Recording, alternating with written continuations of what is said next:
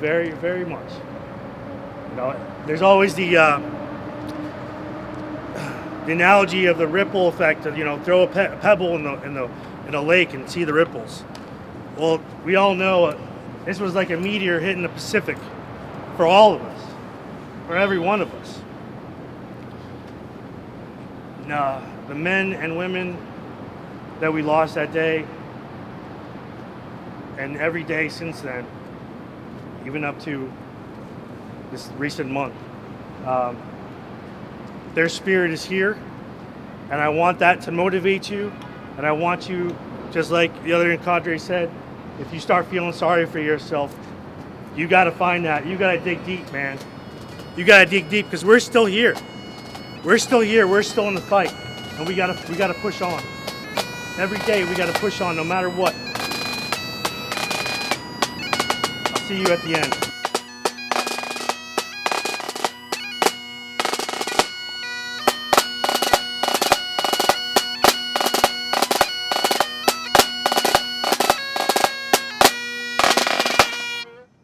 Thank you guys, see you soon.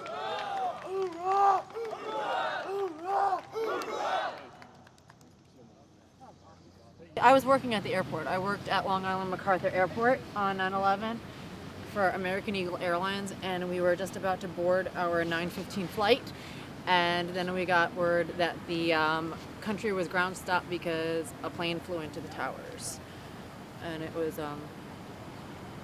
life-changing. Job changed, everything changed that day. It was crazy.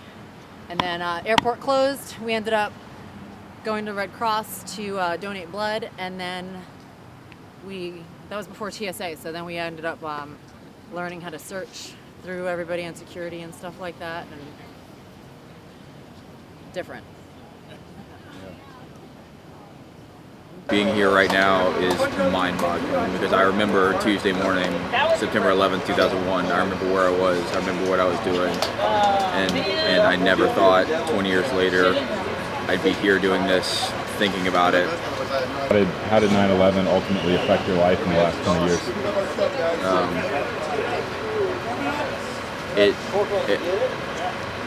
I try not to be too facetious, but the men who did that changed everything. They took every opportunity from me and crafted me into who I am today. Like 9/11 legitimately just changed my entire life. I had what I thought as a ninth grader was a trajectory, and that all disappeared, and probably for a good reason, probably a good outlook in the long run, but it changed everything, not in a casual or facetious way. Why is it important to still remember 20 years later? It's borderline cliche, right? Never forget, hashtag never forget, but it's being a New Yorker, it's part of our history here, and it's something you can't forget, and time flies. Time flies. I've done a couple of 9/11 events where the participants were like 1 or 2 years old when the events happened. They have no memory of it.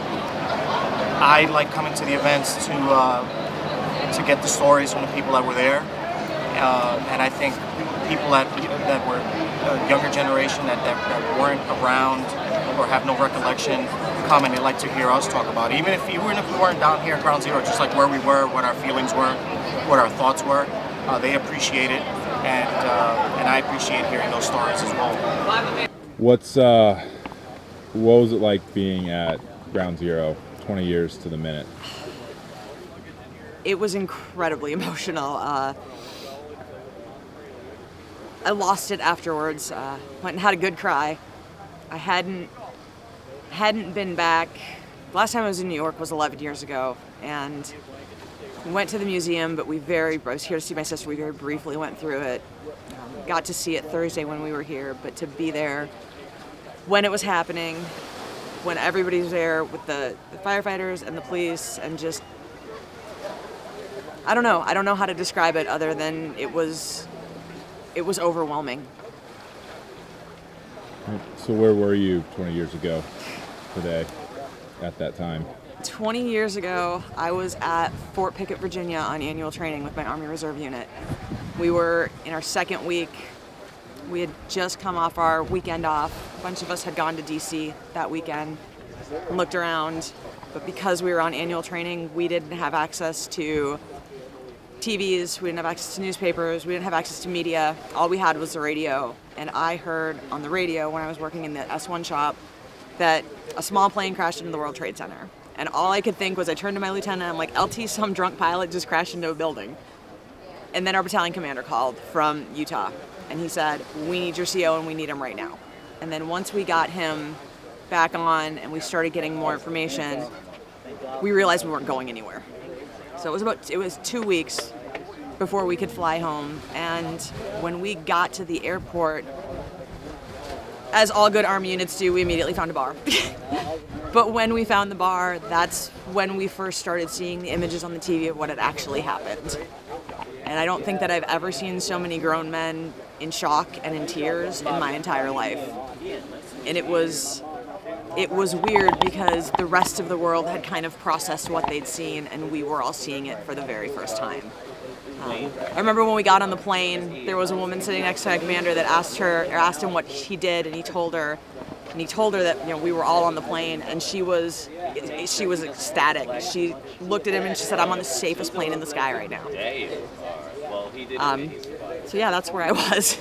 I went into the IRR in 96 to 2007, 8, 9, 10, 11.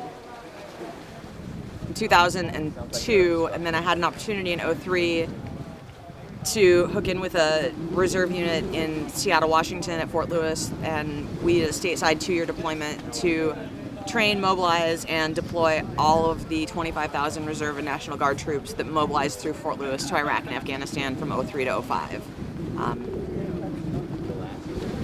I would like to say we brought all of them home, but we didn't. We brought most of them home, but we lost some really good people.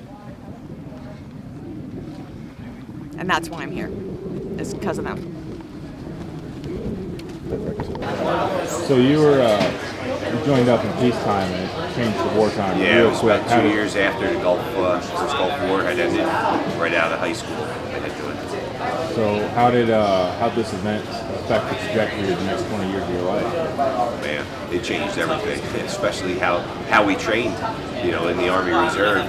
It was, you know, still much of a focus of peacetime Army. Once that happened, it was night and day. Everything got real about, you know, what we were doing and how we were training, the seriousness of it.